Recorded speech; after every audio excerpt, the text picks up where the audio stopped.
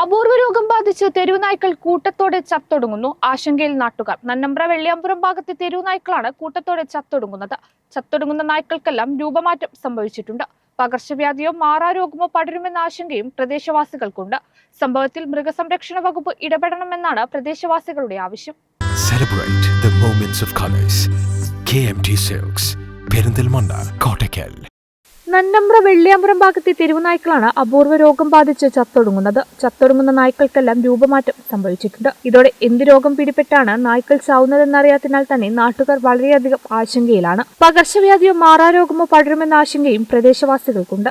സംഭവത്തിൽ മൃഗസംരക്ഷണ വകുപ്പ് ഇടപെടണമെന്ന ആവശ്യവും ശക്തമാക്കിയിരിക്കുകയാണ് നാട്ടുകാർ. നന്നമ്പ്ര വെള്ളിയാമ്പുറം ശിവക്ഷേത്രം റോഡിലാണ് തെരുവുനായ്ക്കൾ ചത്തൊടുങ്ങുന്നതായി കാണുന്നത്. തെരുവുനായ്ക്കളുടെ രൂപത്തിലടക്കം മാറ്റം വന്നിട്ടുണ്ട്. അപൂർവ രോഗം പിടിപെട്ട പോലെയാണുള്ളത്. ഒരു പട്ടിക്കും ശരീരത്തിൽ പാണ്ടുപോലെയും രക്തം വന്നതുപോലെയും രോഗലക്ഷണങ്ങളുണ്ട്. 8ഓളം നായ്ക്കുട്ടികൾ ഉണ്ടായതിൽ ഇപ്പോൾ 4 നായ്ക്കുട്ടികൾ മാത്രമാണുള്ളത്. ബാക്കിയുള്ളവ ചത്തൊടുങ്ങി. പ്രദേശത്ത് തെരുവുനായ് ശല്യം രൂക്ഷമാണെന്ന് നാട്ടുകാർ പറയുന്നു. വൈകുന്നേരമാകുമ്പോൾ ഇതുവഴി നടക്കാൻ പറ്റാത്ത അവസ്ഥയാണ്. പലപ്പോഴും ഇരുചക്ര വാഹനങ്ങൾക്ക് നേരെ നായ്ക്കൾ കൂട്ടമായി പാഞ്ഞെടുക്കുന്ന പ്രവണതയുമുണ്ട്. കൂടാതെ തൊട്ടടുത്ത് കുട്ടികൾ കളിക്കാറുണ്ട്. ഇവർക്ക് നേരെയും നായ്ക്കൾ പാഞ്ഞെടുക്കാറുണ്ടെന്നും നാട്ടുകാർ പറയുന്നു. കേരള വിഷൻ, നന്നമ്പ്ര.